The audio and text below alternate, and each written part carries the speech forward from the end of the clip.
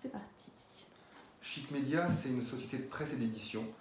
Vous connaissez sûrement Zut. Il y a plusieurs éditions, Zut Strasbourg, Zut Lorraine, Zut un format journal en Alsace du Nord, à Alsace du Nord, et puis une édition bilingue.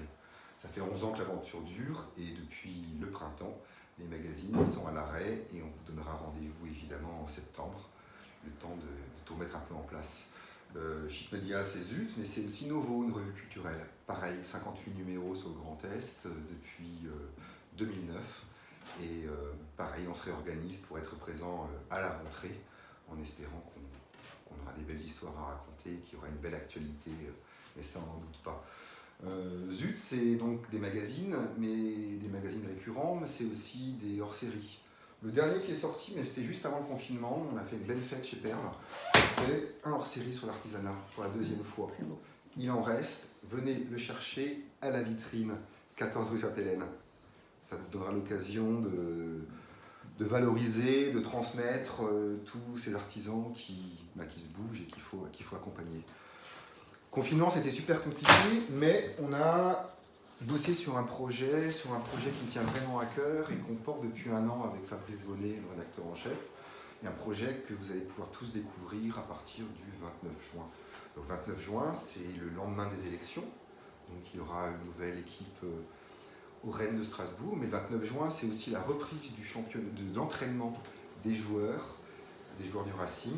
Et ça sera donc surtout l'événement, ce sera la sortie du hors-série Un seul amour et pour toujours, le hors-série qu'on consacre à la passion qui règne autour du Racing Club de Strasbourg.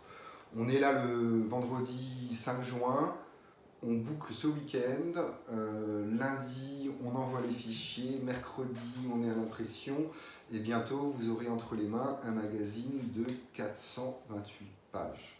Là c'est juste pour vous montrer, ça c'est un chemin de fer, donc on s'amuse à voir un petit peu comment le magazine fonctionne, comment le rythme, on bouge, donc c'est vraiment un petit travail que j'ai avec moi et qui évolue au fil des jours, au fil des séries, au fil du moment où les maquettes sont abouties, au fil du moment où les photos arrivent, où on réécrit, on corrige, etc. Donc le magazine, vous ne le verrez pas, mais vous verrez en tout cas ce document.